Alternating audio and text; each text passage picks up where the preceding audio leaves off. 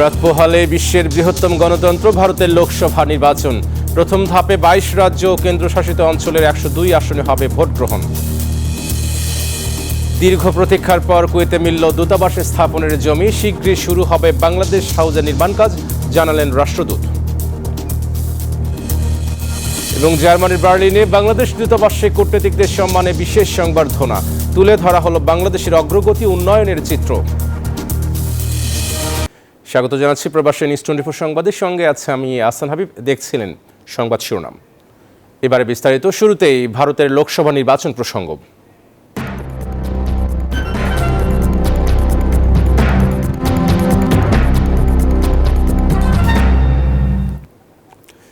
রাত পোহালেই ভারতের লোকসভা নির্বাচনের প্রথম ধাপের ভোট উৎসব। ২২ রাজ্য ও কেন্দ্রশাসিত অঞ্চলের ১০২ আসনে হবে ভোট। বাংলাদেশ সময় সকাল ৭:৩০ থেকে শুরু হয়ে চলবে বিকেল ৬:৩০ পর্যন্ত। প্রথম দিনে পশ্চিমবঙ্গের জলপাইগুড়ি, কোচবিহার ও আলিপুরদুয়ার ৩ আসনে হবে ভোট গ্রহণ। ভারতের লোকসভা নির্বাচনের প্রথম দফা ভোটের মাধ্যমে শুরু হচ্ছে বিশ্বের বৃহত্তম গণতন্ত্রের উৎসব। দেশটির ২২টি রাজ্য এবং কেন্দ্রশাসিত অঞ্চলে একযোগে ভোট হবে ১০২টি আসনে।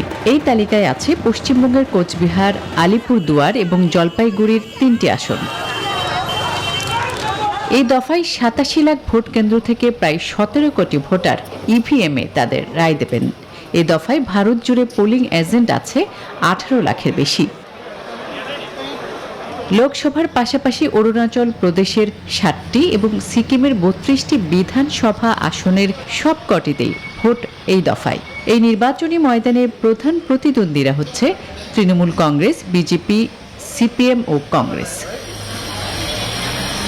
প্রায় ১.৫ মাস ব্যাপী ভোটের জন্য স্থাপিত হচ্ছে ১০ লাখেরও বেশি ভোট কেন্দ্র। এবার ভোটারদের নিরাপত্তায়ও বেশ জোর দেওয়া হয়েছে।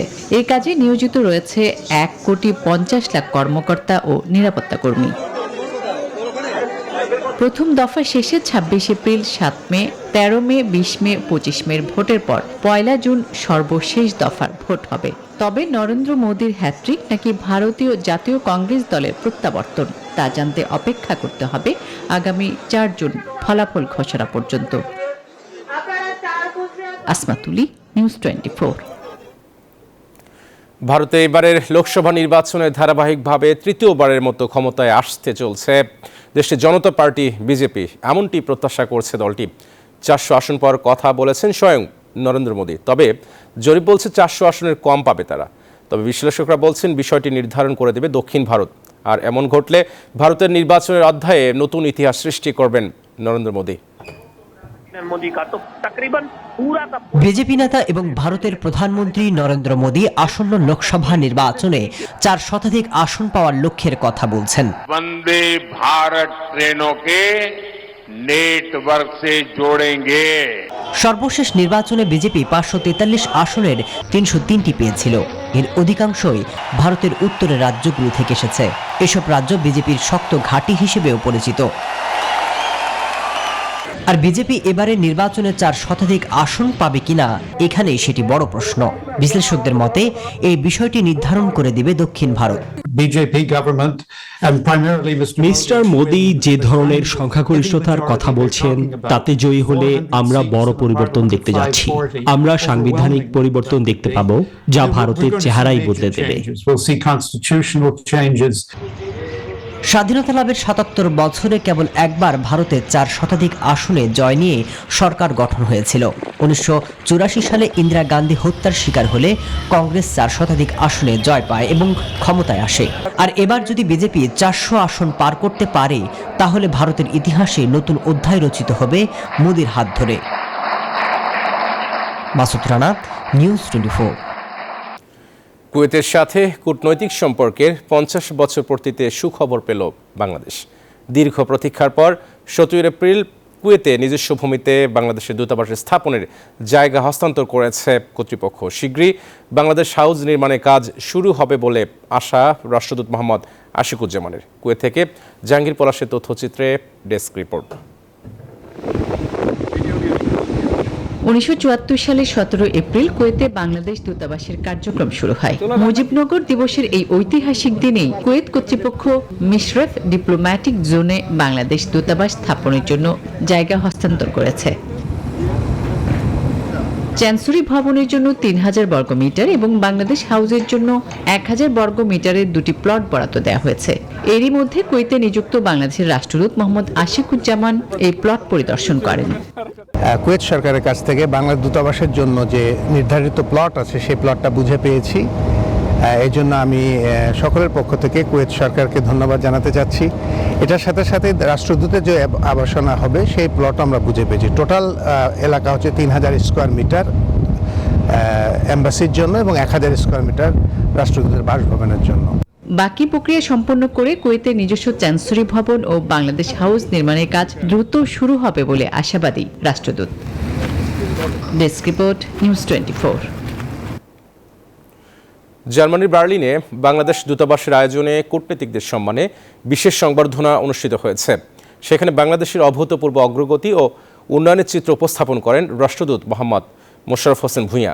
জার্মানি থেকে অনামিকা বড়ুয়ার তথ্যচিত্রে ডেস্ক রিপোর্ট। বাংলাদেশের স্বাধীনতা ও জাতীয় দিবস এবং পয়লা বৈশাখ উপলক্ষে বার্লিনের বাংলাদেশ দূতাবাস আয়োজন করে জার্মানিতে বসবাসরত বিভিন্ন দেশের কূটনীতিকদের সম্মানে বিশেষ সংবর্ধনা সভার। অনুষ্ঠানে দেশের ইতিহাস ঐতিহ্য সহ বর্তমানের অগ্রগতি আমন্ত্রিত অতিথিদের সামনে তুলে ধরেন রাষ্ট্রদূত মোহাম্মদ মোশাররফ হোসেন ভূঁইয়া। মাননীয় প্রধানমন্ত্রী শেখ হাসিনার নেতৃত্বে বাংলাদেশ এগিয়ে যাচ্ছে অর্থনৈতিক উন্নয়নের ক্ষেত্রে, সামাজিক উন্নয়নের ক্ষেত্রে, সেইগুলি আমরা আজকে তুলে ধরেছি তাদের কাছে।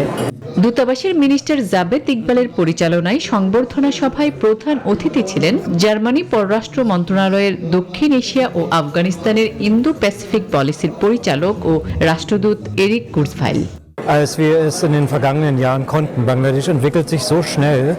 এই সময় বিভিন্ন দেশের রাষ্ট্রদূত, কূটনীতিক, সাংবাদিক, ব্যবসায়ী, বাংলাদেশের ব্যবসায়ী, বিভিন্ন রাজনৈতিক ও সামাজিক সংগঠনের নেতৃবৃন্দ ছাড়াও প্রবাসী বাংলাদেশিরা অংশগ্রহণ করেন। সভা শেষে ছিল মনোজ্ঞ সাংস্কৃতিক অনুষ্ঠান। Desk report, news 24। গভীর শ্রদ্ধায় ও ভালোবাসায় সদ্য প্রয়াত সাংবাদিক সৈয়দ আফসার উদ্দিনকে স্মরণ করেছে বিলেতি সংবাদকর্মীদের সংগঠন London Bangla press club. Press ক্লাবের প্রেসিডেন্ট মোহাম্মদ জুবায়েরের সভাপতিত্বে অনুষ্ঠিত শোকসভায় সৈয়দ আফসার উদ্দিনের বর্ণাঢ্য কর্মজীবন ও মানবিক গুণাবলী তুলে ধরে স্মৃতিচারণ করেন বক্তারা।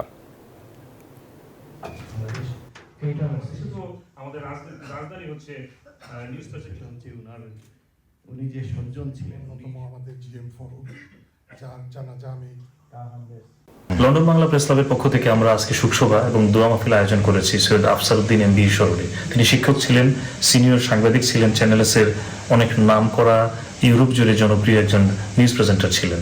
তিনি সাংবাদিকতার বিষয়ে ভীষণ সিরিয়াস একজন সংবাদ পাঠক ছিলেন। সবসময় চেষ্টা করতেন দর্শকদের সামনে তার সর্বোচ্চটা তুলে ধরতে। কোনো ধরনের ভুল ভ্রান্তি তিনি চাইতেন না।